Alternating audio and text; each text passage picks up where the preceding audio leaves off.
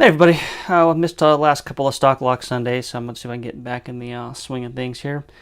We've got a USPS 1172C, which is their new style mailbox lock, they call it. And picked this off of a mailbox last week sometime.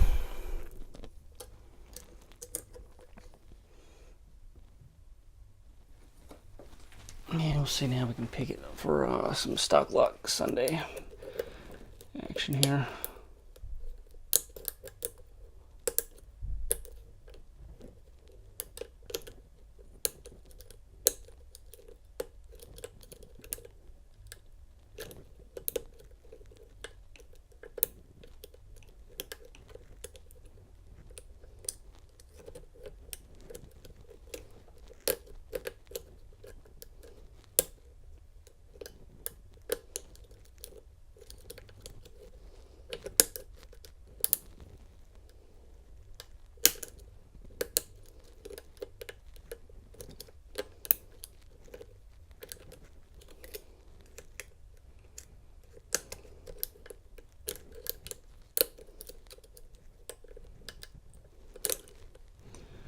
We almost got it here. It's hung up on, I think, probably one pin.